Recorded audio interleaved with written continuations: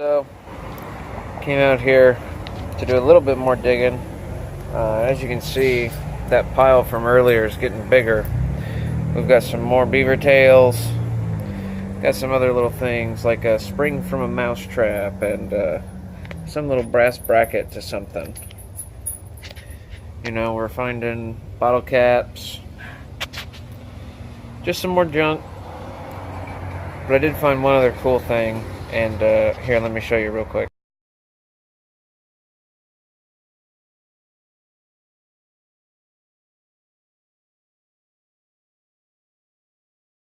So I found that about an hour ago, and I wasn't filming.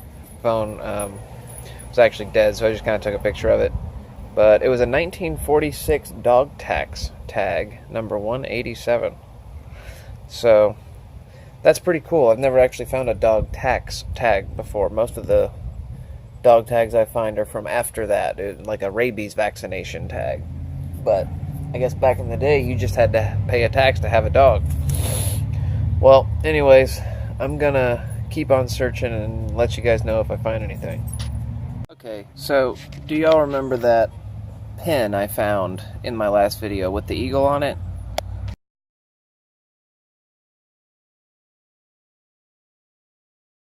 Yeah, that one. Alright, so I took that and had it looked at by the guy who runs a collectible shop in town, and he said it was a discharge pin. So someone who was honorably discharged from the military received that pin, and he said he had never heard of one or seen one being dropped. He actually showed me an example of a pristine one that he had in his shop, and yeah, well, mine's a little dirty compared to that one. So it's not gold, but at least now we know what it is. And he also said that the one that he had, which looked exactly the same, just nicer, was from World War II, so I'm not sure if that means mine is, or maybe they've used the same one for a long time. But anyways, sorry to talk your ear off.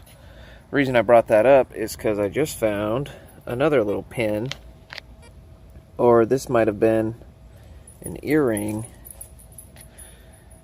maybe, I don't know, but it's definitely copper based. It's some sort of maybe brass, bronze.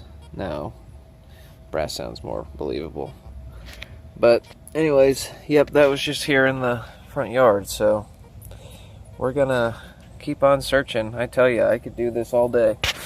So this is not the first little button I've found like this. This is similar to one I've got sitting up there in my pile. So I guess I'm picturing, this is the front yard.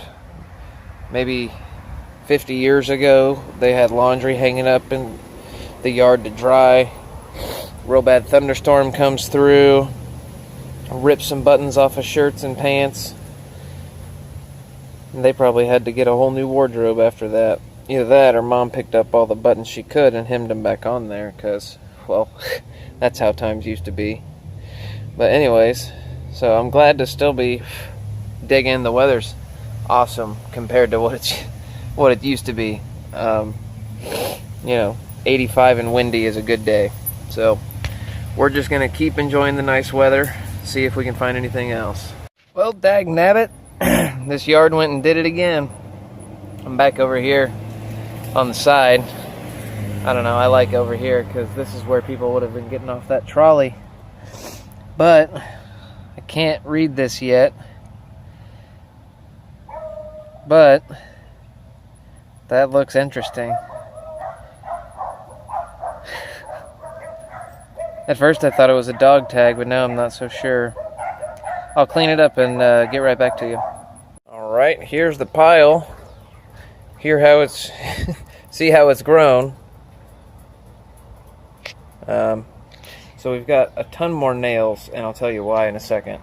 We did get some more bottle caps. Remember, we also got this little pin, and its needle is still there. Alright, so the reason I have this pile of nails is because when I'm swinging the detector in this yard, I gotta tell you, it's full of iron. It's full of nothing but iron, seems like. So what I've been doing is kind of staying persistent, getting after these iron nails. Some of these with the big heads ring in like coins by themselves, but once you get those out of the way, you can clean up those sounds a little bit. And that's where I got these two things and the other coins that I've found so far. But ISTMA 60645 Edgar S. Rice, Topeka, Kansas. I wonder if this was like his ID badge, and that was his serial number or something. And then next to that, we found another Wheatie, 1955. Now, so far, I have found a total of 5 pennies. 2 of them were wheats, 2 were copper, and then I got a zinc. And I found 1 nickel, and it was 1940. So not only am I actually finding coins in this hammered location, I'm finding old coins, and that's awesome. So anyways, thank you guys for coming with me again. I'm sure I'll get one more video before this long weekend's done, but y'all take care. We'll see you next time.